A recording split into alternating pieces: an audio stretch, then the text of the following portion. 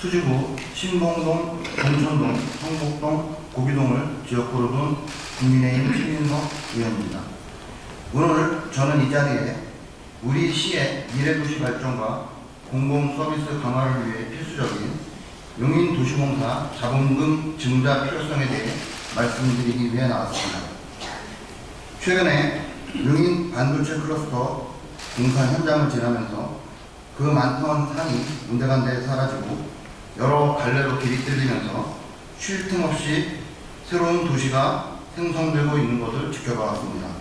과거 용인은 다들 아시다시피 한번 뒤집어 쓴 난개발 오명이 참 지긋지긋하게 꼬리표처럼 붙어다녔습니다. 삼선 의원으로서 이 과정에서 도시 이미지를 격상시키기 위해 용인시가 얼마나 막대한 예산과 행정력을 썼는지 지난 10여 년간 누구보다도 가까이서 지켜보았습니다. 앞으로는 글로벌 반도체 중심 도시 용인이라는 이름에 걸맞도록 새로운 도시를 만들어 나가야 합니다. 이른바 삼성 국가산단과 SK 반도체 클러스터 사업 등으로 수많은 일자리가 창출될 것이며 남산 이동 상선 보호구역 해제, 병안천 수변구역 해제, 경강선 연장, 평택 구발선 내륙철도 계획 등은 우리 시의 개발 압력을 더욱 증가시키고 있습니다. 이러한 도시환경 변화와 인구 증가에 대비하기 위해 시는 2040 도시기본계획을 수립하여 체계적인 도시 밑그림을 준비 중입니다. 이 부분에 대해서는 시장님을 비롯한 관계 공무원들의 노력에 깊은 감사를 표합니다. 그러나 본 의원은 2040 도시기본계획의 완성도를 높이기 위해 가장 중요한 것이 공공개발 주도의 마스터플랜 수립이라고 생각합니다. 대규모 공공개발을 통해 주택과 교육, 교통, 문화 등 기반시설을 적시에 공급하지 못하면 민간 개발의 난립으로 부동산 투기의 온상이 될 수도 있습니다. 이런 사태를 방지하고자 용인시는 지난 2003년에 용인도시공사를 설립하였습니다. 도시공사는 도시를 좀 더 살기 좋게 만들기 위해 일하는 지자체가 만든 전문적인 공공개발 공기업입니다. 하지만 현재 용인도시공사의 자본금은 후발주자인 고양, 평택, 화성시보다도 낮은 수준에 머물러 있고 개발할 수 있는 개발 인력 또한 정체되어 있습니다.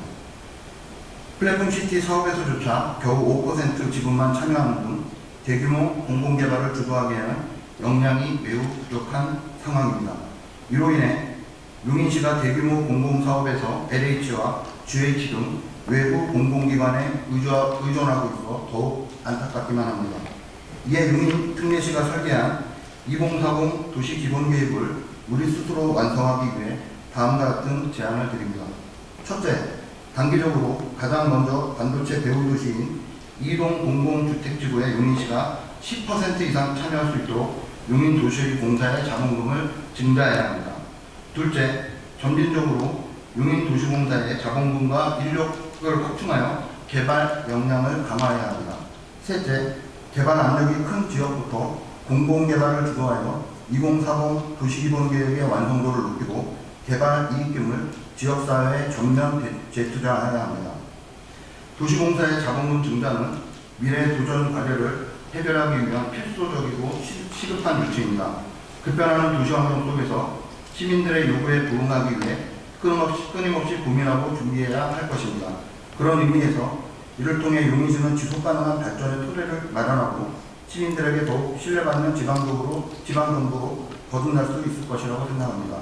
끝으로 도시공사의 자본금 증자와 관련된 실질적인 논의가 신속히 이루어지기를 촉구하며 이를 위해 모두가 지혜를 모아주시기를 간곡히 부탁드립니다. 경청해 주셔서 감사합니다.